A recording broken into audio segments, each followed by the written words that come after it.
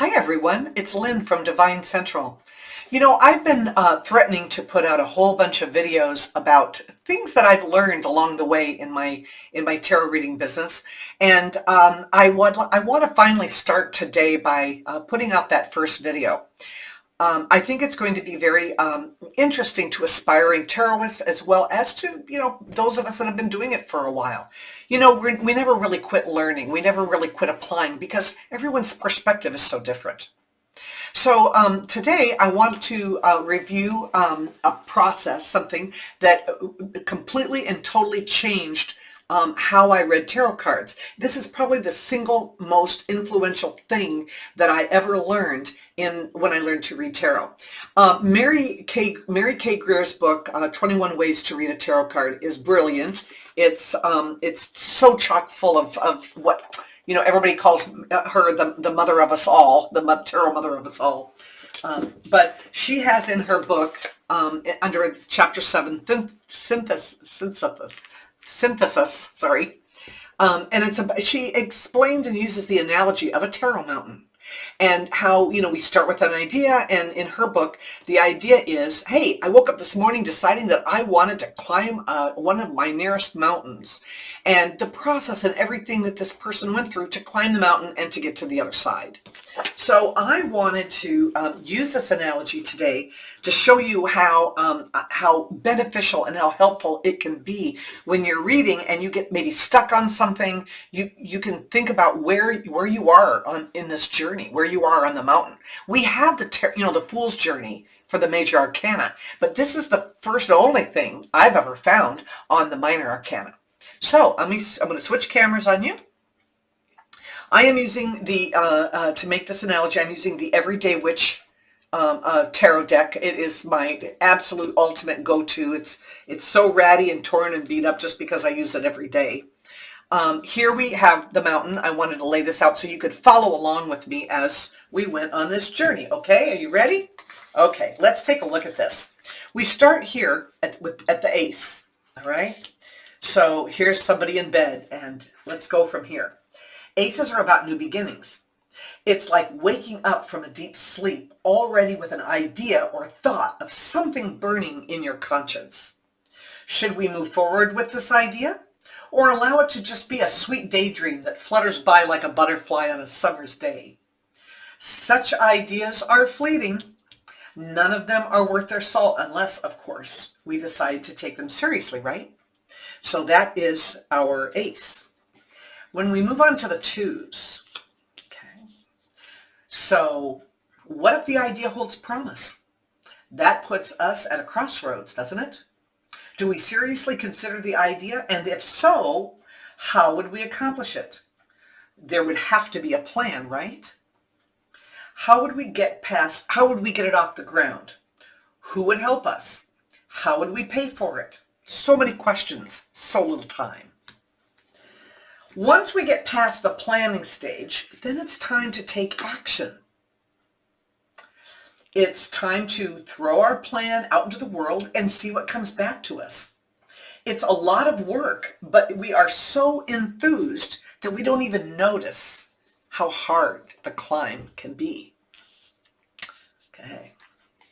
Now that we've turned our idea into reality, we put all of this hard work and daily life, everything becomes more stable. See taking the rest here? Okay. It's time to stop, take a break, refill our energy, and contemplate how we've gotten to where we are so far. We can't stay here long. There's just too much to do. It's time to finish what we started. So, every plan has its flaws, right? Yeah.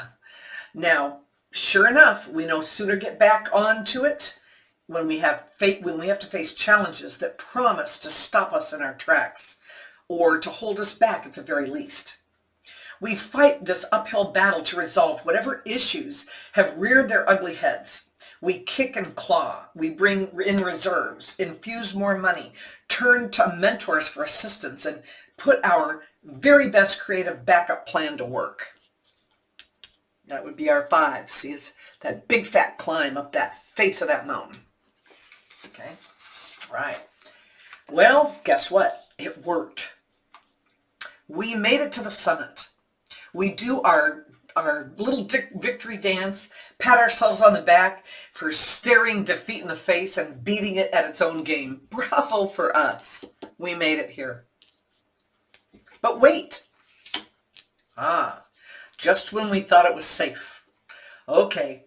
When we thought there would be a nice little primrose path to finish our journey, we find ourselves at the top of a cliff, and there's no easy way down. Our resolve is being retested. Our plans didn't have a provision for this. We've done well so far, but do we give up now? Throw in the towel? Of course not. We need to rethink our plan, add a few modifications. We're smart. We have options, right? Now it's time to pick the right one. And eureka! Here we are. We found our way out of our problem. And it looks like it's smooth sailing the rest of the way. The sharp and dangerous terrain gives way to a gentle rolling meadow. We pick up speed. Our attention is now picking up on what's going on around us. The wind, the sun, the smell of meadow flowers. It's all flooding into our senses as we head for the paddock. All right. And finally, here we are, crossing the finish line. We're slightly beaten and battered. Our mettle has been tested in so many ways. We're relieved to now put down the torch we've carried all this way. We are so very tired. The next thing to do is head in for a good night's rest, right? Now, if the 9s are about completion, then the 10s are about the results of that completion. Now is the time to look back and reflect on the journey. What have we learned? How we handled the challenges that confronted us. Did we come out smelling like a rose, like we would in this particular element or suit, or did we fall on our face like we did with the 10 of Swords? No matter what the outcome may be, we will fall asleep and dream of what new ideas will come to us tomorrow. And therein lies the Tarot Mountain. Now, what I'd like to do is take this another step. Every element has its own mountain, okay, and its own story and its own journey. I have laid out here the Suit of the Cups.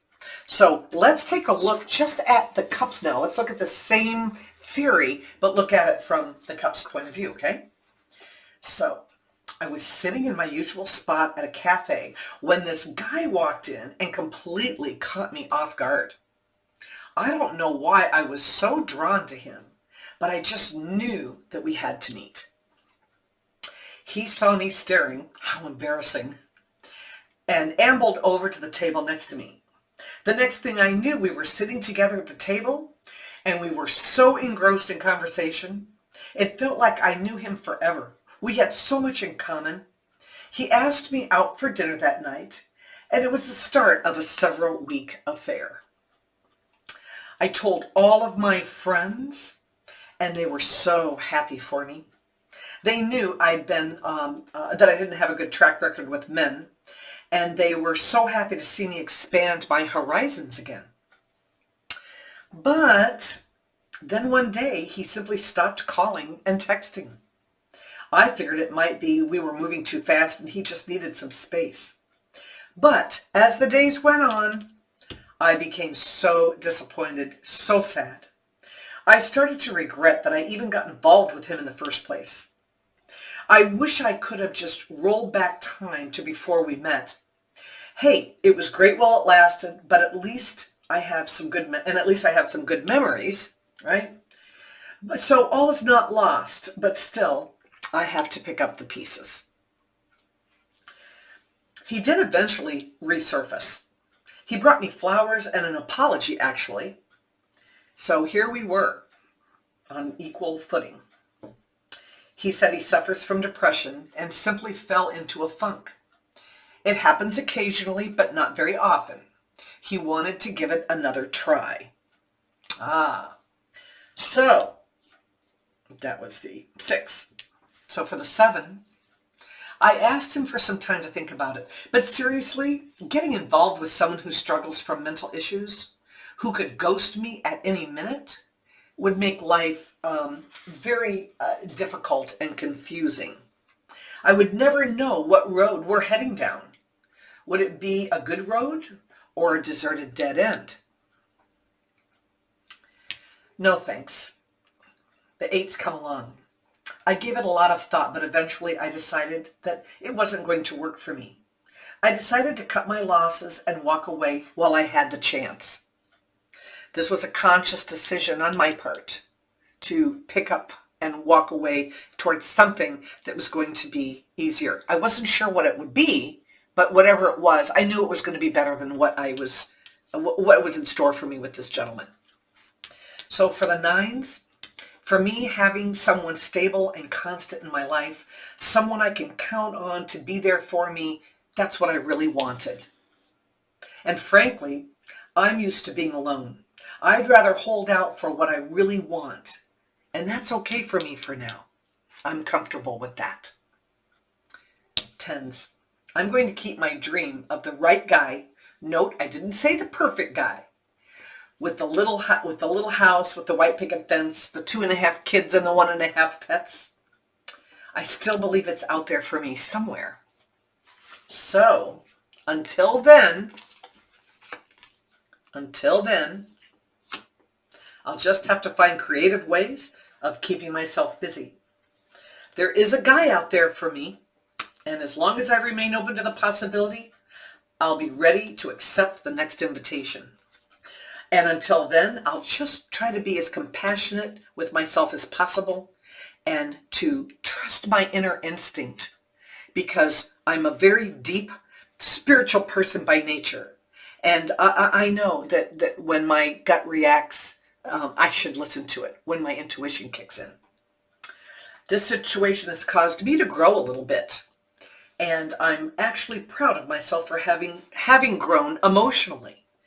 I'm thicker skinned now than I was in the past. Good for me. I'm ready to move on. So this is Mary K. Greer's Mountain. This exercise can be done with any one of the elements, and you can add things as you go. Mary has in her book exercises based on this that I think it would be well worth the book. I will put that information down below. Where you can get it. I got mine on Amazon. I'm sure you can too. I hope this was interesting. I hope that you will come back for more, because I am going to do more experiments and little things like this that might be helpful for everybody. I also do Wednesday mailbag readings. Please come back every Wednesday. And I do monthly Zodiac Tarot readings as well. So please like and subscribe. That's how people find me. And look for new things from me coming soon. Bye-bye.